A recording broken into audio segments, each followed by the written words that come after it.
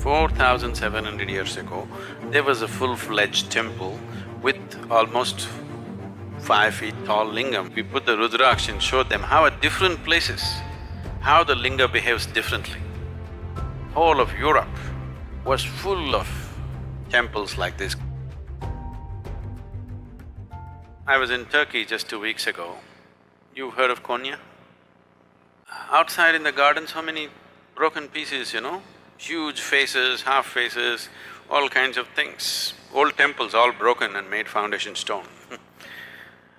So we were just walking through and there in the garden I found about 4.5 feet or more, about 4 feet 9 inches kind of linga, properly created linga, an ellipsoid stone.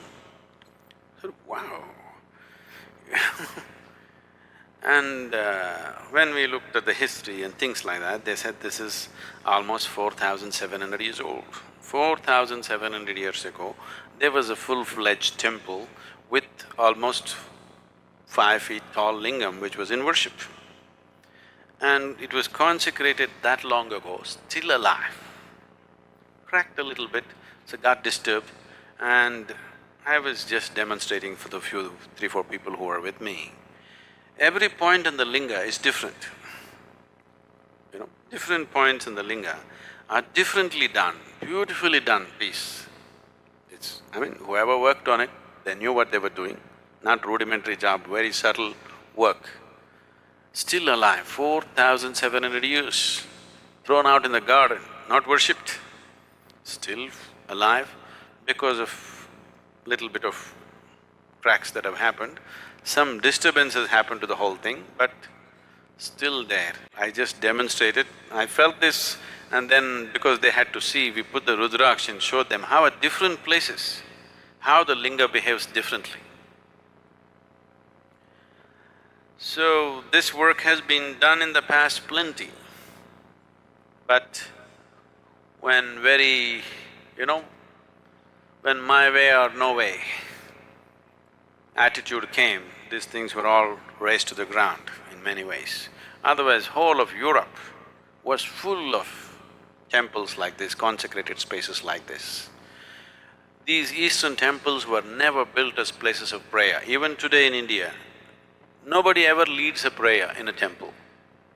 You're not supposed to pray or worship, but you're just supposed to sit there and come.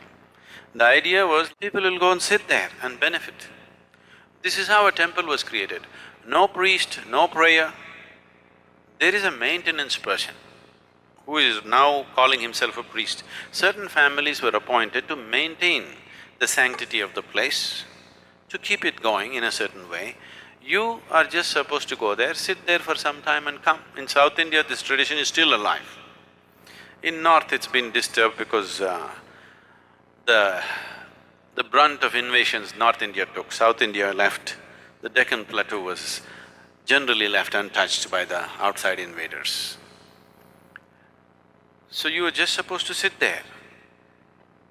Nobody leads a prayer, nobody teaches you a prayer, nobody says you must do this or that. You just sit there and imbibe this, because these are all consecrated spaces. They created many. All these things were razed to ground. Only few that are left are generally in India and some other Southeast Asian countries. Otherwise, whole of Arabia and Europe were full of consecrated.